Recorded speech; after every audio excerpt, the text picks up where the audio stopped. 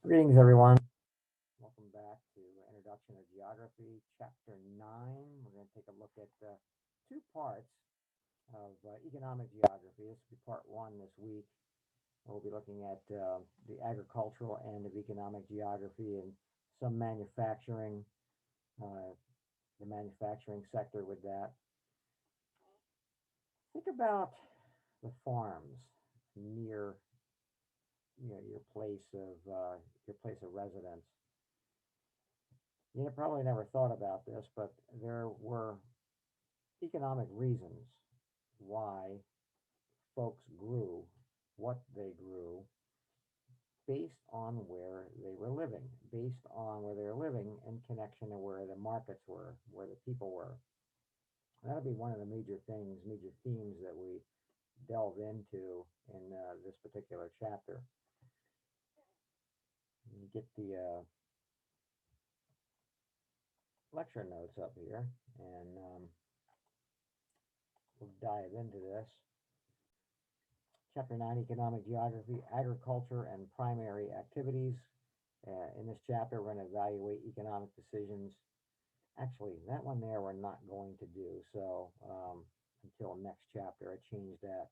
We're going to differentiate between the major economic systems and recognize the logic in early economic theory, one of my favorite topics in this discipline. Major heads up terms we're going to take a look at here. Primary activities. Primary activities are where you're extracting material right from the earth. Okay. Secondary activities are where you're adding form to those extractions. For instance, lumber you're extracting right from the earth, and then you take it to you know, a mill, and you start adding form to that for pianos or baseball bats, right?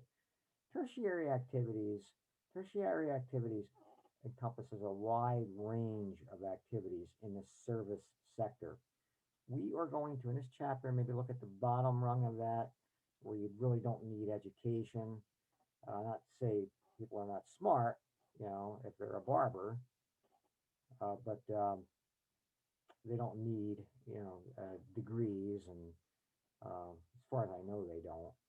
So we're going to take a look at, the service sector from, from that angle. Next time, next chapter, we'll look at, the type of service that you need technical training and so forth.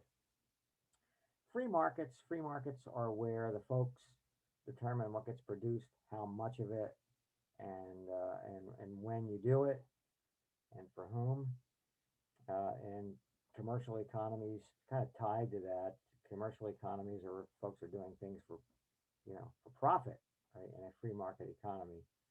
Subsistence economies. This is where people are generally just producing for their own local needs. And then your planned economies are the types of economies that are top down in socialist economies, certainly your communist economies, where the government determines what gets produced and for whom and when that's done. And then you have your types of agriculture, intensive subsistence agriculture.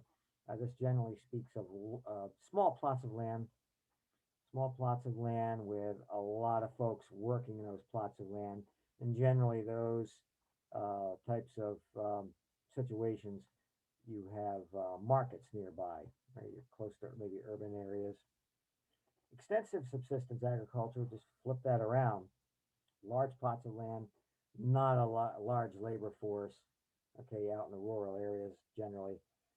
John von Thunen, we talk about John von Thunen a lot in this particular chapter. John von Thunen developed a economic theory based on land use. Very interesting concept. We'll delve into that soon here. Maximum sustainable yield. Ecologists and environmentalists are always kind of concerned about are we, are we tapping into timber and fish life to the point where we impede um, the level that it was at when we started fishing and lumbering. So we'll examine that as well. So economic activity, stage of production. You have your primary source activities. Primary source activities are where you harvest or extract natural resources. Then you have your secondary industries where you add value to the primary materials by providing some kind of form utility through process and manufacturing. And for your visual types, you can see figure 9.3, page 250. And I'm 90% convinced that your author has there some actual photographs of the lumber industry. And one, I think the one photograph has them cutting down the lumber, and the other photograph has it going to the mill, right? To do what they're going to do there to make a profit off of that. Again, making bats or baseball bats or pianos, tables. Thirdly, you have your tertiary activities, and tertiary activities, uh, basically they connect the producer, right? They connect the producer and the consumer through wholesale and retail trade. Page 253, figure 9.7 will help elaborate that. Your major economic systems. You have your subsistence economies. And in those types of economies, there's not much of a need for a market, since what gets produced for oneself, one's family, or one's kinship group. Then you have your commercial economies, right? Producers market their goods for profit based off of the law of supply and demand. This economy is becoming a general rule around the globe. Then there's the planned economies. Planned economies, the government controls the price. They determine those economic questions, right? What gets produced for whom and how much of it. And this is prevalent in communist societies. And this looks like a good quiz question here. Um, you'd be hard pressed really to locate an economy that is purely a command economy, purely a commercial economy, or even a subsistent economy. In fact, I would submit it may be impossible. For instance, take China, right? China is a it's a planned economy, right? It's a planned economy, but it has been modified for free market structures. In India, farmers may produce the lion's share of the produce for the family, but they save some for the purpose of selling, right? A little free market stuff going on there. In the United States, right, in our free market economy, in the United States, the government places the importance of regulation on professional services, the sale of alcohol, real estate transactions, etc., etc. So big picture there, you're going to find it may be impossible to find any country, any economic system that stays within its lanes. Let's take a look at agriculture techniques. And let me set this up before I start, have you guys fill in the blanks. Agriculture is the most widespread primary activity, occupying whenever environmental conditions permit. Subsistence agriculture, intensive or extensive subsistence agriculture implies nearly total self-sufficiency. Then you have the Green Revolution. I'm not going to dwell on that, but just kind of an FYI, the Green Revolution has expanded the yields of, but not the amount of farmed areas in developing world regions. In agriculture and advanced economies as you know, it features specialization, off-farm sales, and reliance of some controlled free markets. Green Revolution, to say one more thing about it, the Green Revolution was in order to help the developing world with, in their agricultural production, um, seed management. Good seed management was developed um, over here in the West that basically were geared toward genetic improvements. Disease resistant fertilizers were part of that. High input agriculture. The downsides to it were, um, messing with irrigation inappropriately, uh, pesticides, pesticide sprays, which led to nutritional uh, diversity being lost in the process. Let's take a look at this economic or your economics of all this. First blank there, your extensive subsistence agriculture. Your extensive subsistence agriculture, this is where you have low population densities with low product output. Minimal labor on large areas of land. Intensive subsistence agriculture, this is the use of small amounts of land with the employment of a large labor force.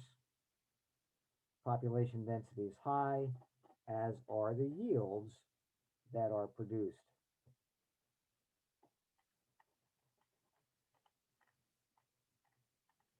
Now, there are several reasons for the various ways in which land is used in the warm, moist climates. First of all, there are locations where it is not possible, it's just not possible to stay for extended periods of time. So therefore, nomadic farming is the norm.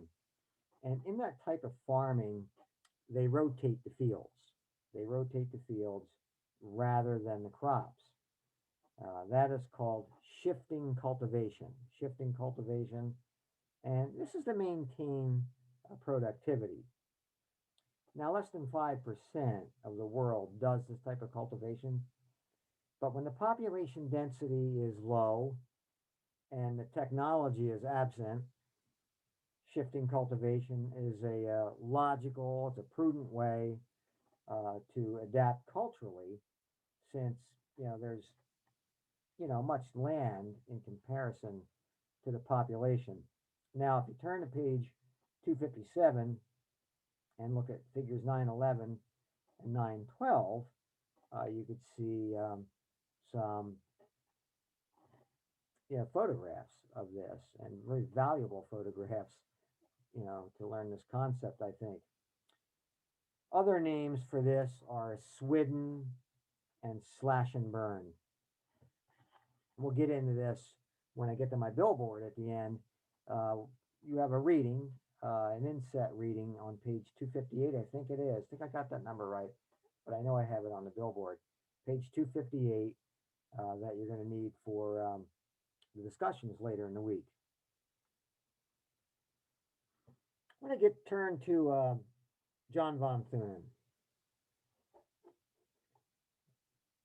And teaching this a long time, but I always forget to put the N in there for Mr. von Thunen. This is one of my favorite themes, favorite concepts in the entire course, and you guys know I really like it a lot. Von Thunen, you can turn, I would say turn to the visual here before we talk about it. You can kind of keep one eye on this land use model, but page 264, figure 914. And it goes like this. In the early 1800s, John von Thunen noticed that land was used for different purposes. He looked at land use as a set of rings, around an urban center. The rings consisted of the nearest ring to the core or the market, right, the urban center, as being used for perishable items that were high in demand yet expensive to transport. Think your dairy products, right? A lot of your vegetables and fruits. Therefore, the land was of high value. The farmland farther out on the rings consisted of less perishable items with lower demand and lower prices. And the type of farming farther out on the rings, the type of farming out there was kind of a general type of farming, maybe more specifically grain farming, this type of farming. And on the periphery of the ring, you can see the rings there on the periphery, was found livestock grazing. Livestock grazing. So here's the thing. Von Thunen concluded that the place of each ring was contingent on the value of rent. Because those on the outer layers of the rings had higher transportation costs to get to the markets, the land value would be cheaper, thus allowing the livestock grower a chance to compete. Thus, the theory was dubbed von Thunen's rings. That looks like a good quiz question. Just to build off this a little bit further, factoring in the intensive, extensive types of farming, intensive farming would then take on a high value and would have higher rent. Your small amounts of land with the employment of a large labor force. However, here's the thing, as the urban areas got bigger, as they got bigger or multiplied, this could change von Thunen's theory, thus causing most of the agriculture to become intensive, high value as the urban areas grew. That would push the rings out, and the nearest ring would push the nearest ring out. And lastly, I want to talk about primary activities, and then I want to discuss the billboard. Very important information on one of the activities this week regarding von Thunen's theories. But forestry, fishing, and quarrying are the other forms of primary economic activity. Their development depends on the occurrence of perceived resources and the technology needed to exploit them.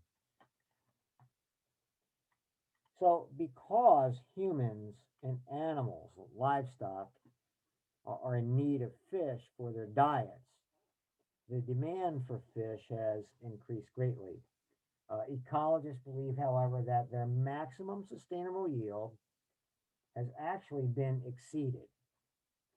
The maximum sustainable yield related to maximum usage that will not impair their renewability. Now, forests cover nearly a third of the globe's land surfaces, and ecologists and environmentalists, however, concerned in that area too, those areas, with what they see as widespread exploitation through commercial lumbering and cattle ranching. I want to say something before I close up here about the fishing. I remember back in 1989, Exxon Valdez had a massive oil spill off the coast of Washington and British Columbia up at Puget Sound. And of course, people were concerned about fish life, as they, obviously would. There's a study done, I think it may have been in the last 10 years, that the fish life actually made it, back up to its maximum sustainable yield. So, and then of course, and I'm not being facetious toward anyone here, but the folks that believe that man-made global warming is a hoax, they were quick to point out that, you see, they were saying that Mother Nature tends to correct itself. If that didn't do it, what would? Now you have your graphic organizer, and because of time, I won't go over that. You guys can see that yourself. Go over that as a recap, and go over the flow chart there. I want to go over what's coming up ahead, and yeah, take a look at this. Your reading will be Swidden Agriculture, page 258 is a small inset. You'll want to read that. I'm going to be looking for that to be incorporated in your discussions. Wednesday, you have a activity I call the Testing von Thunen kit. You'll have questions with that. Let's look at that. All right, an interesting activity, if I don't say so myself. Where is Mr. von Thunen here? Here we go. This is the way you do this. Now, because I teach live in the Cambria and Somerset County areas, um, those folks are dealing with those counties. So I kind of kept it the same. I wasn't as familiar with, well, I didn't have information on Blair County and probably out where a lot of you folks are. But you could still do the activity with Cambria and Somerset County. What I did was I ended up getting this information from the Pennsylvania Department of Agriculture. And what I did was I got the biggest farms in these two counties and what they specialized in. Like you could see in Loretto, there's a big dairy farm there, right? And dairy, that's a perishable item, right? And you could see, I have location on the ring, Von Thunen's ring, labeled on the map. And if you take a look down at the Cambria County map, you can find these towns, right? You can find these towns. I forget. I'm not unfamiliar with Loretto. Loretto is kind of just over this way someplace, but I know it's on there. You can find it, and then you can look at and test Von Thunen out. Now these farms were developed back in the day where maybe agriculture was more prevalent, right? Agriculture was maybe a bigger game in town. And I'm thinking that Ebensburg, there's Loretto there. Ebensburg, the county seat, I don't know what the population is, but that could have been a market. I don't know how big, but Johnstown was. You can see Johnstown. Johnstown in the late 19th century was up over 100,000 people. So that would be a fairly sized market. And a lot of these farms, or some of them were, family farms were developed back in that time period. So based on Von Thunen, you might think that, there'd be a lot of dairy farms. Your dairy farms would be about around Johnstown. And then you have Somerset County, county I'm in, Davidsville in northern Somerset County, maybe about 15, 20 minutes away from Johnstown. You would think maybe possibly some dairy farm there, right?